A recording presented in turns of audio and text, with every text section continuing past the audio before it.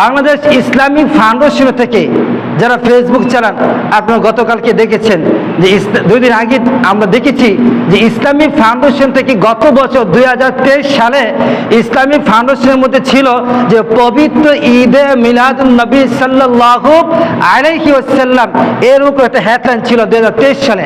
আজকে যখন সরকার পতন হয়েছে, বাংলাদেশ সরকার যখন পতন হওয়ার পরে আজকে 2 দিন আগে তারা দেখলাম যে ইসলামিক ফাউন্ডেশনের কয়েকজন আলেমরা মিলে একটা বৈঠক করে তারা কি করলেন, ষড়যন্ত্র করলেন, কৌশলে পবিত্র ঈদ, এই ঈদ কথাটা উঠাই দিয়া তারা লিখেছেন পবিত্র মিলাদুন নবী সাল্লাল্লাহু আলাইহি ওয়াসাল্লাম। যখন আহলে সুন্নাত ওয়াল জামাতের আলেমরা যখন বললেন যে আমরা আগামীকাল জুমার দিন জুমার নামাজে পড়ে আমরা বাইতুল মুকাররমে এবং বাংলাদেশের সকল অঞ্চলে আমরা একটা মিছিল করব, আন্দোলন করব, তখন তারা তাড়াতাড়ি নামটাকে আবার সংযোগ করে আবার লিখেছেন পবিত্র ঈদে মিলাদুন নবী সাল্লাল্লাহু আলাইহি ওয়াসাল্লাম। অথচ যারা সাইনটা দিয়েছে গত বছর সবগুলো লোক রয়েছে, সরকার পতন হওয়ার পরে তারা আবার কেমন যেন পাল্টাই গেল। কথা বলেন ঠিক কিনা? পেয়ারা হাজিরিন, আমরা সব সময় আল্লাহর হাবিবের জন্মটাকে স্মরণ করি।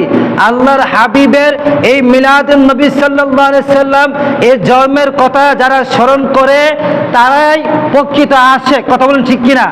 আর যারা স্মরণ করবে না, যাদের অন্তরের মধ্যে, যাদের অন্তরের মধ্যে এই জিনিসটা নিয়ে একটু ছোট্ট মনে থাকবে, তারা কখনো আশিক হতে পারে না। ঈদ আরবি শব্দ, যার বাংলা হচ্ছে আনন্দিত। আল্লাহর হাবিব পৃথিবীতে এসেছেন, এটা আমরা আনন্দ হয়েছে। একটা বেশি কি আনন্দ আছে? অনেকেই দেখবেন যে এই দিনটাকে, অনেকে এই দিনটাকে পেয়ে অনেকে মাহফিল করেন, অনেকে রোজা রাখেন, অনেকে কোরআন তেলাওয়াত করেন, অনেকে জিকির ফিকির করেন। এইটাই তো পবিত্র ঈদে মিলাদুন নবী সাল্লাল্লাহু আলাইহি সাল্লামের বৈশিষ্ট্য। কথা বলেন ঠিক কিনা? পেয়ারা হাজিরিন, যারা বলে 14 বছর ধরে দাওরা পড়ায়, 14 বছর ধরে কোরআন হাদিস পড়ায়, ঈদে মিলাদুন নবী সাল্লাল্লাহু আলাইহি সাল্লাম পায় নাই, এই জিনিসটা পায় নাই।